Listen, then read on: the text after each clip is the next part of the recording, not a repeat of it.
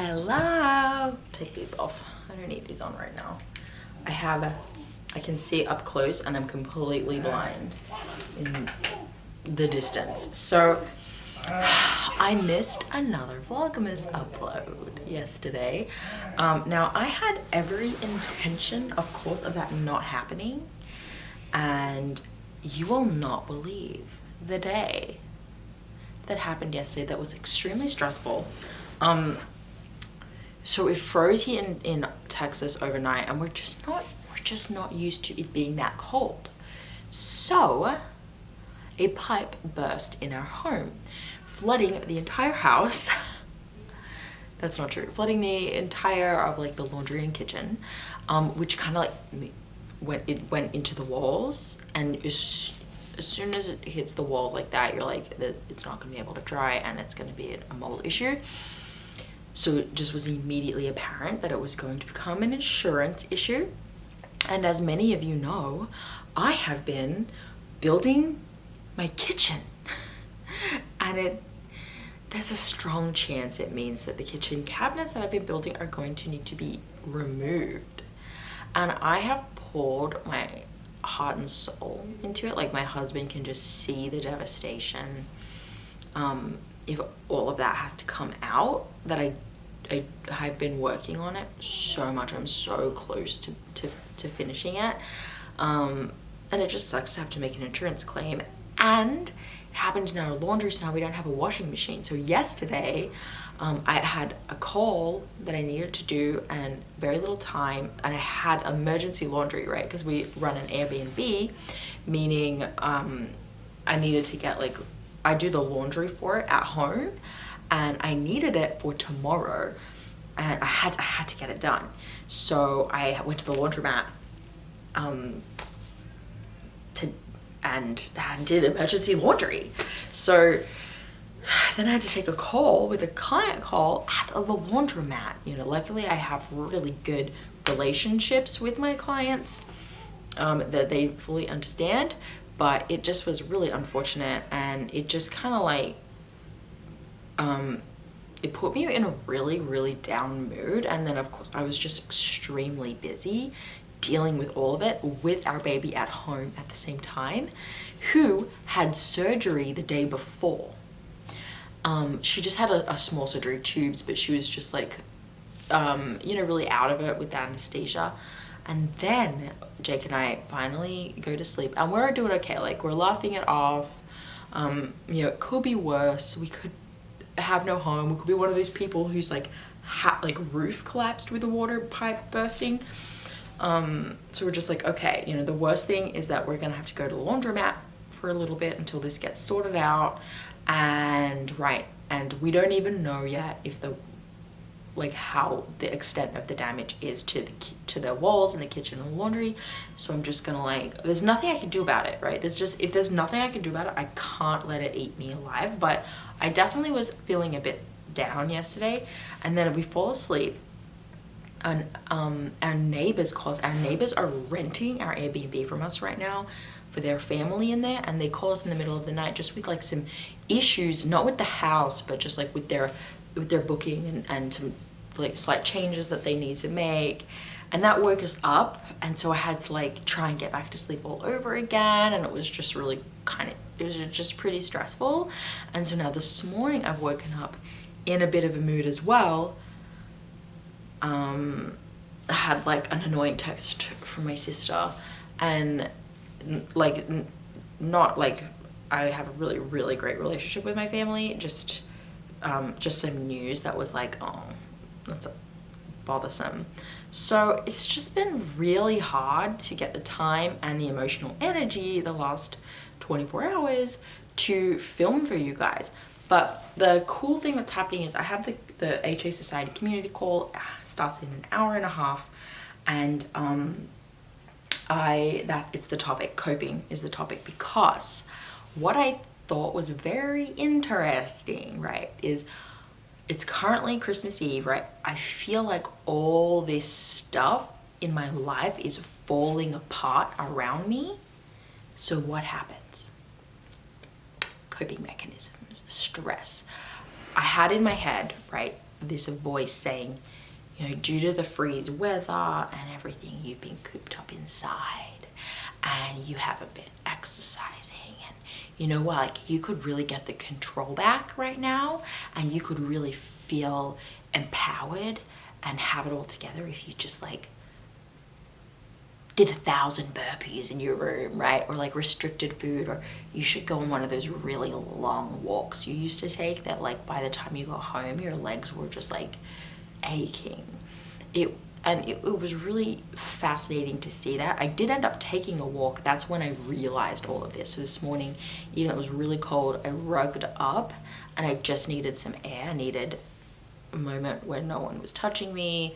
My daughter woke up before us in the morning, which is so frustrating. So interrupted sleep, had to get up and deal with her. Didn't get like a second, you know, and I just needed some space. And as I was walking, I noticed those voices coming in, trying to problem solve, right? Because when you get alone in a space where you can kind of think, those voices might come in, right? Hey, like, here's all these ways we can problem solve. Here's all these ways we can control different aspects so that you feel better. And the voice is well-intentioned. It's trying to help, but it's not really gonna make you feel better. So I was, you know, just having done this for a really long time and able to like see these voices for what they are as not actually helpful.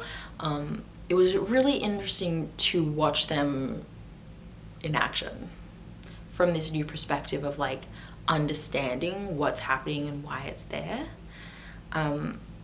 So that it's the topic of today's communicate. It's the topic a little bit right now of this video, because it's just fresh on my mind that like when we are going through times that will happen, like you can have mostly good days, but every now and then like a pipe is gonna burst, you know. We can't control it, and we can't control the outcome, and we need to find coping mechanisms that are actually serving us. Being aware of what coping mechanisms are going to default appear for us is really important. But I really have come a long way in dealing with it by knowing how or who the person I want to be is, right? I want to know that, hey, there's nothing I can do about this, so let's roll with the punches. There's just zero. It's an insurance claim. That's it. It's going to the laundromat. That's it. Like, in a way, I don't even want to like stop and give it space to be like, woe is me.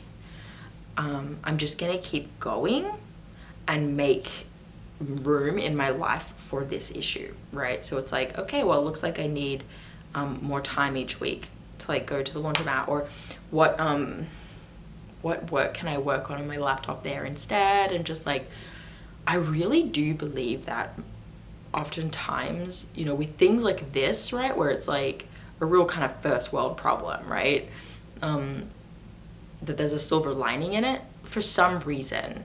Like, we're working on the practitioner course right now, and I need focus time, and I bet there's nowhere better to focus than the laundromat. And with my kitchen, I worked really, really hard on it. This is a tough one to swallow, but there are things I would do differently, and so maybe I'm supposed to start again, you know?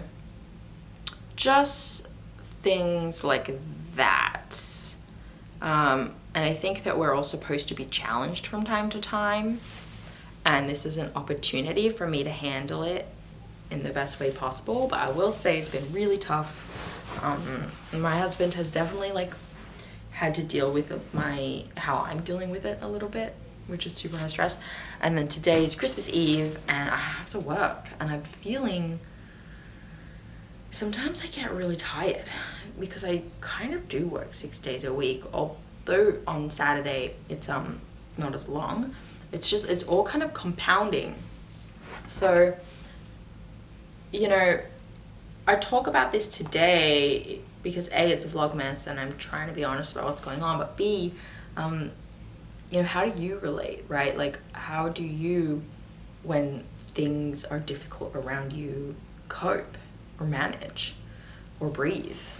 And what is the person that you, how do you want to handle these things? And then how can you live that?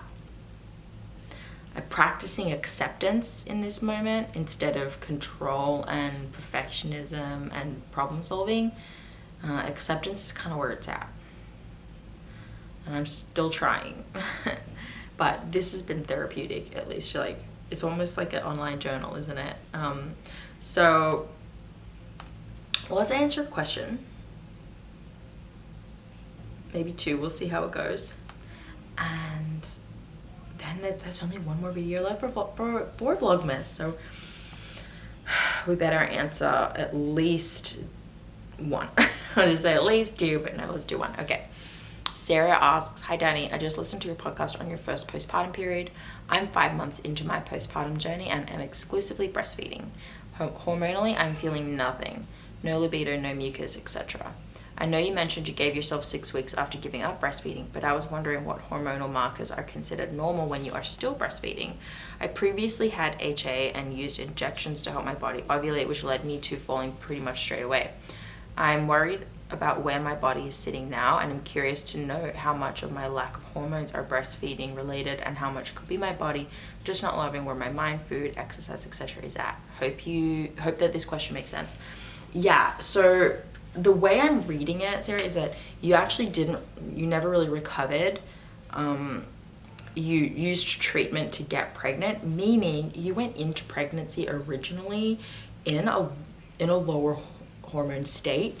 And then you say at the end here, I'm wondering if it's my breastfeeding or if my body's not loving where my mind, food, and exercise is at, which is telling me that you are having some challenges with your mind, food, and exercise, and that you may be restricting food or over exercising. So basically, you're throwing all of the possible challenges at your body at once and then hoping it will ovulate, or like hoping that you'll experience hormonal activity, right?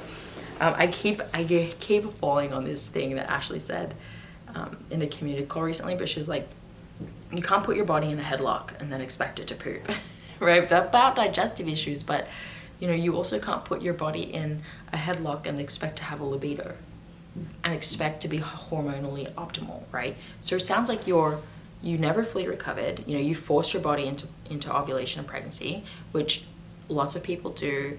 There's no judgment there. I help many women all the time get their body to a place where at least treatment can work, things like that. But at the end of the day, we forced our body to do something it wasn't in a place to do using exogenous hormones. And then we're breastfeeding, right? So our body's busy. Our body went through the trauma of pregnancy and childbirth, and then you're still controlling food and exercise and probably your body weight, right?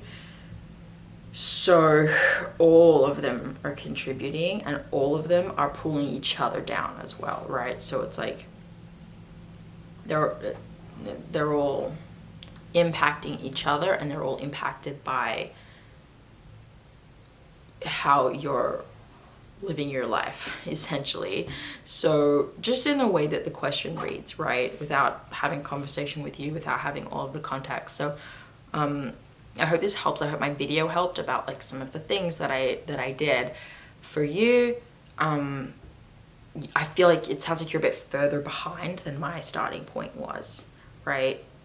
So if there are other things at play, like I had a lot of fear around having sex, because my I had stitches and I tore and things like that, and it just was a mental blocker for me. So if you have anything like that contributing, it's going to be an issue as well. It can be helpful to get therapy or physical therapy, right? Like a pelvic floor specialist. All of those little things help, but yeah, I would treat your body like you're going into recovery, and don't do what I did if possible, which it sounds like you're kind of getting proactive about it and like hide behind avoid because you have breastfeeding to hide behind. I'd get on top of it right now. It's probably going to help with your milk supply. It's going to help with how long it takes for your natural cycle to come back if it does. And good luck. I hope that helped. And then Kylie asks, hey, I had a question for your podcast or YouTube videos. Does binging hinder recovery? I'm an 18-year-old girl and I have been in recovery from anorexia for about a year now. And I had it for a year. Okay. I'm at the higher end of my goal range and goal weight range, and I've noticed that I get signs of my period returning when my weight is a bit lower in my range, mucus, cramps, etc. However, when I binge as a result of previous restriction, signs of my period returning go away. I'm wondering why my period only wants to return at a certain point in my weight range, and if the restrict binge cycle is hindering my period recovery even though I'm at my goal weight. Oh yeah, such an interesting question. When I was binge restricting, I remember thinking, I cannot imagine being any other way or feeling any other way about food, and that I will always binge no matter if I stop restricting. So Kylie, the answer is simply in the fact that you are binge restricting. That yes, it's going to impact your HA because you're restricting. You're binging because you're restricting. There's no two ways around it. You're binging because you're restricting. When you restrict, your brain, right, your body knows that you are not getting enough food. And so when the opportunity arises, it is putting you into a survival scavenger mode where it will cause you to binge. We know that other symptoms happen here, like insomnia, sleep issues, right? The fact that you're binge restricting means that you're restricting, means you're not eating enough calories, which is why you have HA. And until we are fully nourished, only then will the binge restrict stop. But you can gain weight. You can get to your goal weight with binge restrict, right? There's a reason why people who are trying to diet, who binge restrict, struggle to lose weight, because you can. In fact, you will gain weight binge restricting. Why? Because your body, your metabolism is adapting to the fact that food is not regular. Every time food comes in abundance, which is weekly or bi-weekly or whatever it is for you, every time that happens, it knows that it needs to store excess body fat because there's a famine. Because food only comes intermittently. It's very intelligent. This is a very intelligent mechanism. That is why you'll gain sufficient weight, but you will not have a cycle. Right? Like, does that make sense? That is why people who don't have binge restrict issues and are at a smaller body weight do have their cycle, because they're not starved. Their body's adapted. Their body knows that we don't need to gain weight for our safety. You've only gained weight on the higher end of your goal weight because your body is looking and searching for safety. So you need to give it that. That is why we talk about cortisol, insulin, blood sugar regulation. That is why we talk about giving our body the food and nutrients it needs, not just from a place of like junk food and all in, but from a place of, okay, well, what can I include in my diet? How can I eat regularly enough? And what is a good way to build a healthy meal so that my body feels fed, safe, and knows that food is in abundance? So the restriction needs to stop in order for the binge to stop, in order for your body and your brain to know that it is safe. Then that behavior will go away, then recovery can happen. Okay, I hope that this was helpful, guys. Thank you for listening to my problems. I hope I was able to help you with some of your challenges. And if you like this, please subscribe. Tomorrow is the last day of VLOGMAS, guys. Merry Christmas. And we'll be back into a regular schedule. And this was really, really fun. So thanks for hanging out with me. And I'll see you guys tomorrow. Okay, bye.